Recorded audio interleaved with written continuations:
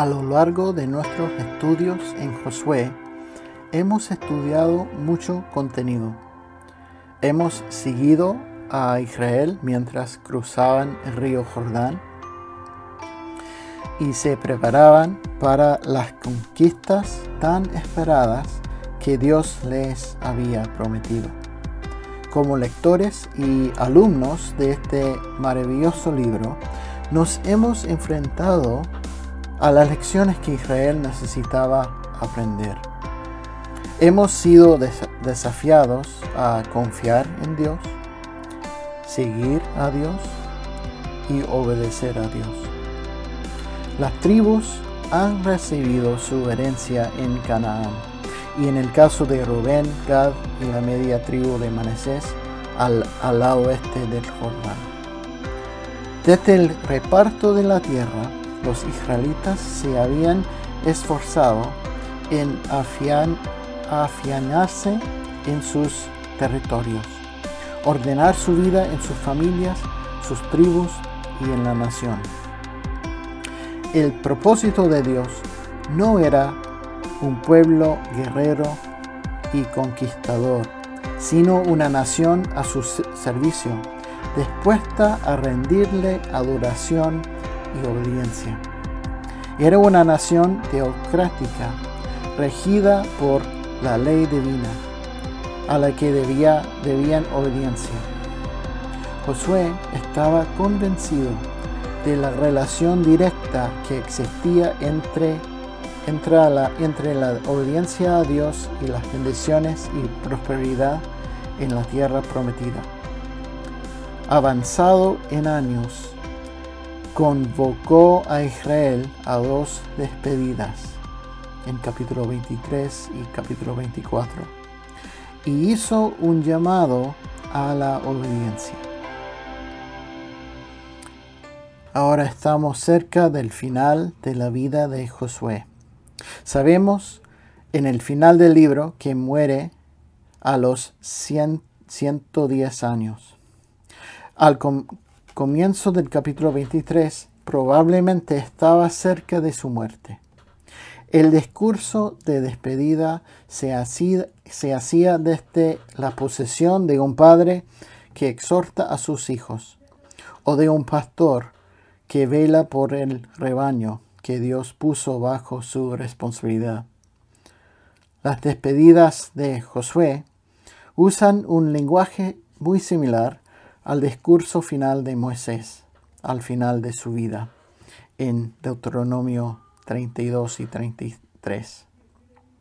Josué 23 y 24 contienen cada uno un discurso final de Josué. Cada uno es en una ubicación diferente. Capítulo 23 en Silo y en el capítulo 24 en Siquem. Cada uno tiene un enfoque distinto, pero en general ambos apuntan a lo mismo, llamando a Israel a recordar la fidelidad de Dios y a ser obediente a Él. El capítulo 24 enfatiza las obras de Dios en el pasado, y en el capítulo 23 habla de lo que hará en el futuro. Consideremos el contenido de cada discurso y luego haré algunos comentarios finales al terminar este libro. Versículo 1 y 2. Aconteció muchos días después que Jehová diera reposo a Israel de todos sus enemigos alrededor, que Josué, siendo ya viejo y avanzado en años, llamó a todo Israel, a sus ancianos, sus príncipes, sus jueces y sus oficiales, y les dijo: Yo ya soy viejo y avanzado en años. En los versículos 3 a 16, Josué le está recordando a Israel una vez más que todo lo que Dios ha prometido lo ha cumplido. Vemos esto en el versículo 14. Y he aquí que yo estoy para entrar hoy por el camino de toda la tierra. Reconoced, pues, con todo vuestro corazón y con toda vuestra alma, que no ha faltado una palabra de todas las buenas palabras que Jehová vuestro Dios había dicho de vosotros. Todas os han acontecido. No ha faltado ninguna de ellas. Todo lo que Dios había hecho, lo hizo por Israel.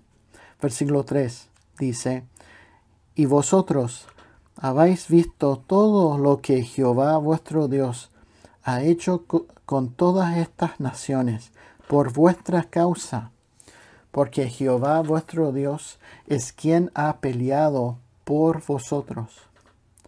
La acción divina tenía un propósito específico, por vuestra causa. En los versículos 6 y 7 y 11 a 13, Josué advierte a Israel sobre las consecuencias de la desobediencia, específicamente la idolatría. Esforzaos, pues, mucho en guardar y hacer todo lo que está escrito en el libro de la ley de Moisés, sin apartaos de ello ni a diestra ni a siniestra, para que no os mezcláis con estas naciones que han quedado con vosotros, ni hagáis mención ni juréis por el nombre de sus dioses, ni los serváis ni os inclináis a ellos. Guardad pues con diligencia vuestras almas, para que amáis a Jehová vuestro Dios. Porque si os apartaréis y os unierais a lo que resta de estas naciones que han quedado con vosotros, y si concertaréis con ellas matrimonios, mezclándoos con ellas, y ellas con vosotros, sabed que Jehová vuestro Dios no arrojará más a estas naciones delante de vosotros, sino que os serán por lazo, por tropiezo, por azote para vuestros costados y por espinas para vuestros ojos, hasta que perezcáis de esta buena tierra que Jehová vuestro Dios os ha dado. La obediencia a Dios implicaba la separación de los pueblos de Canaán. La intimidad con aquellos sería causa de problemas para los israelitas. Los matrimonios mixtos con la gente de Canaán estaban prohibidos por ley. La familiaridad con aquellas personas traería la familiaridad con sus dioses. Poco a poco, la idolatría iría afectando la conducta de los israelitas, inclinándolos a los dioses de aquellas naciones. Josué llama al pueblo a un cuidado especial. Josué quiere que estén seguros de la ayuda o bendición de Dios. Les recuerda las obras pasadas de Dios en versículo 3 y su promesa en versículo 5. Tanto la acción de Dios como su palabra los apoyarán. En los versículos 9 y 11, Josué busca recordarles la gracia de Dios, mientras que en los versículos 11 a 13 apela al temor de Dios. Estas dos cosas, la gracia de Dios y el temor de Dios, debían ser las motivaciones para amar y obedecer a Dios. La respuesta de Israel debe ser una obediencia fiel por gratitud por la gracia y la bondad de Dios. El primer discurso de despedida de Josué se puede resumir de esta manera simple. Israel, hay dos opciones. 1. Obedece a Dios y Él te bendecirá y te mantendrá en la tierra. Y 2, desobedece a Dios y Él te juzgará y te sacará de la tierra.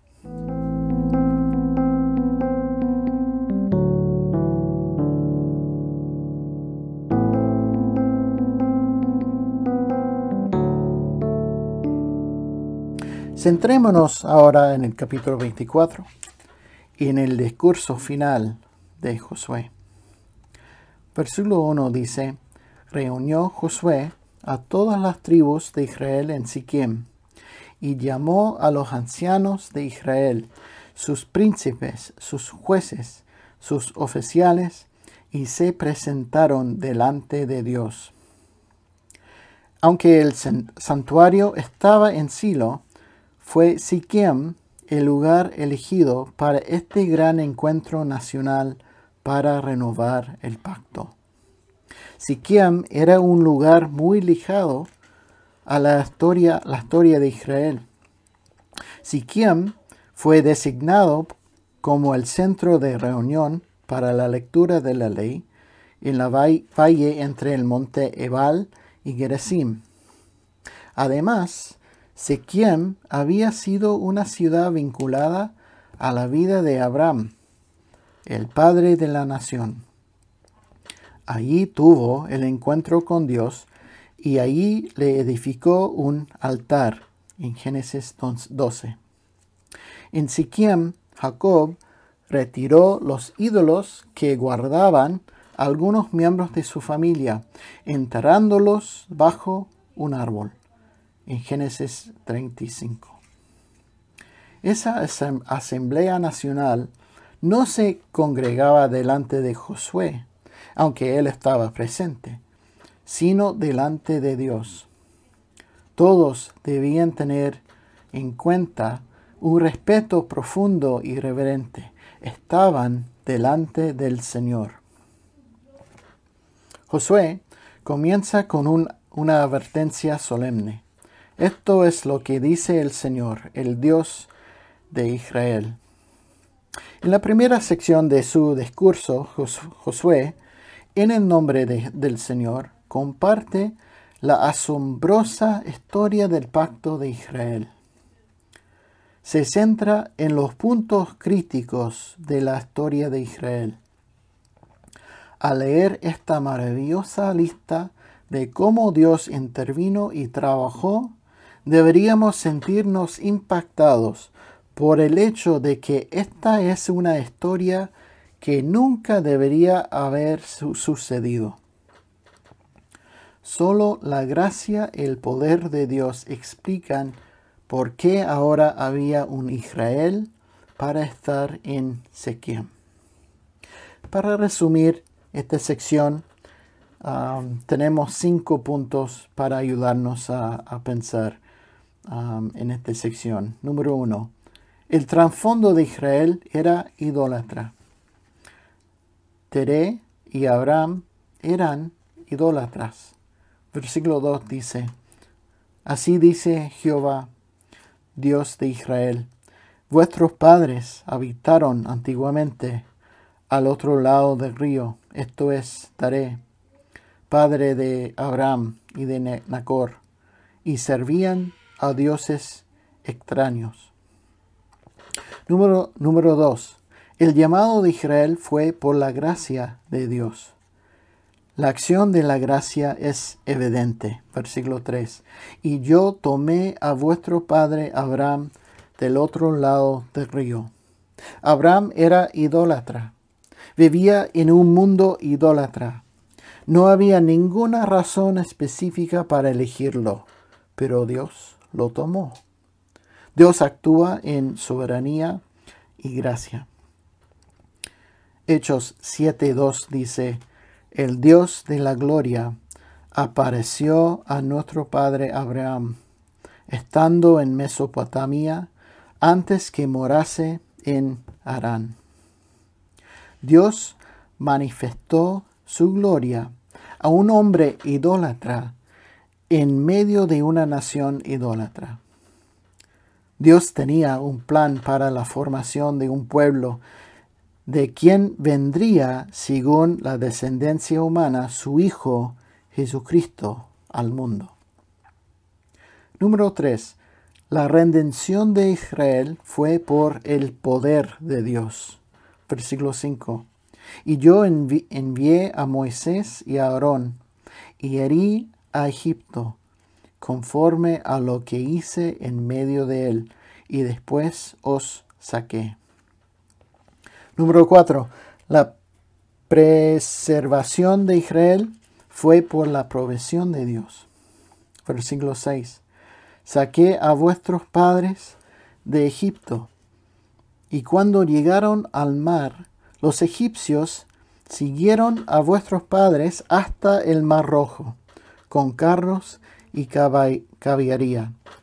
Y cuando ellos clamaron a Jehová, él puso oscuridad entre vosotros y los egipcios, e hizo venir sobre ellos el mar, el cual los cubrió.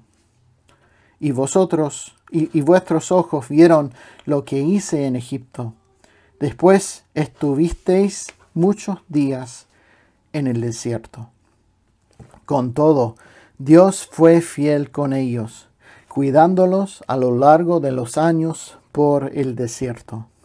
Fidelidad, gracia, cuidado, paciencia y otras muchas bendiciones fue lo que el pueblo recibió de parte de Dios. Y finalmente, número 5, la herencia de Israel fue por la fidelidad de Dios. Y os di la tierra por la cual nada trabajasteis, y las ciudades que no edificasteis, en las cuales moráis, y de las viñas y olivares que no plantáis y comáis. La conquista de Canaán, como se aprecia a lo largo de todo el libro, es una obra directa de Dios, de su omnipotencia al servicio del compromiso de sus promesas a causa de su fidelidad. Por medio de Josué, les recordó todo esto para que los israelitas supieran que, de la misma forma de las maldiciones por el pecado habían alcanzado a los pobladores de Canaán, así también ellos no escaparían del juicio si no vivían en profundo y reverente respeto con Dios, buscando no ofenderle al quebrantar sus mandamientos. Debía provocar en ellos la gratitud suficiente para un servicio continuo. Ellos debían ver a Dios como omnipotente y bondadoso, y como tal servirle. En versículo 16 dice lo siguiente: Entonces el pueblo respondió y dijo: Nunca tal acontezca que dejemos a Jehová para servir a otros dioses. Porque Jehová nuestro Dios es el que nos sacó a nosotros y a nuestros padres, de la tierra de Egipto, de la casa de servidumbre. El que ha hecho estas grandes señales y nos ha guardado por todo el camino por donde hemos andado, y en todos los pueblos por entre los cuales pasamos. Y Jehová arrojó delante de nosotros a todos los pueblos, y al amorreo que habitaba en la tierra. Nosotros pues también serviremos a Jehová, porque Él es nuestro Dios. Entonces Josué dijo al pueblo: No podréis servir a Jehová, porque Él es Dios santo y Dios celoso. No sufrirá vuestras rebeliones y vuestros pecados. Si dejarais a Jehová y serviereis a dioses ajenos, Él se volverá y os hará mal, y os consumirá después que os ha hecho bien. El pueblo entonces dijo a Josué: no, sino que a Jehová serviremos. Y Josué respondió al pueblo: vosotros sois testigos contra vosotros mismos, de que habéis elegido a Jehová para servirle. Y ellos respondieron: testigos somos. Quitad pues ahora los dioses ajenos que están entre vosotros, e inclinad vuestro corazón a Jehová, Dios de Israel. Y el pueblo respondió a Josué: a Jehová nuestro Dios serviremos, y a su voz obedeceremos. Entonces Josué hizo pacto con el pueblo el mismo día, y les dio estatutos y leyes en Siquem. Y escribió Josué estas palabras en el libro de la ley de Dios, y tomando una gran piedra, la levantó allí debajo de la encina que estaba junto al santuario de Jehová. Y dijo Josué a todo el pueblo: he aquí, esta piedra nos servirá de testigo, porque ella ha oído todas las palabras que Jehová nos ha hablado. Será pues testigo contra vosotros, para que no mintáis contra vuestro Dios. Y envió Josué al pueblo, cada uno a su posesión.